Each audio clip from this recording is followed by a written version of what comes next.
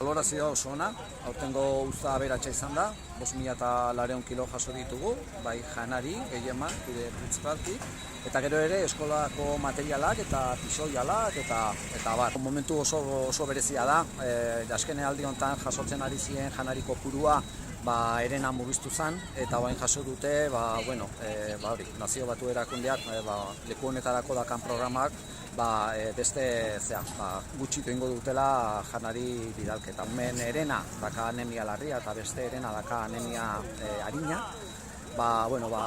Nahiko larria da egoera eta horrengatik ezinbestekoa da elkartasun politikoa bultzatzeko Marrokok bere Saharar eremutik ateratzea. Eta alde batetik kontra egitea, adibidez, Europar Batasunak azken aldi honetan bete nahi izan ditun eta bete ditun akordio ekonomikoak non Marrokok ustiatzen ari dan Saharar eremuko lehen gaiak.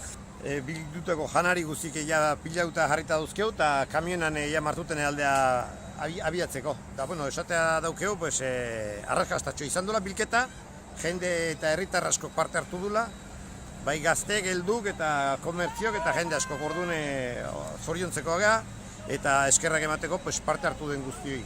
Eta aldarrikatu, goendala 54 urte nola Sahara mendebaldeko lurraldek okupatuak izan ziren Marrokongatik, Espainiako launtzangatik, arezkeo ies egin behar izan zuten, nango herritarrak, eta gaur egungo handikene arazoi hortxe dago, eta hoi ez da konponduko, beak Marrokosek handik aldeik ez duen bitarten, eta Sahararrak bere herria bueltatzen ziren bitarten, eta azkenen nun errespetatzen den bere autodeterminazio eskaera hori. Eta hori errespetatzen den bitarten, arazoa jarraitzen gu.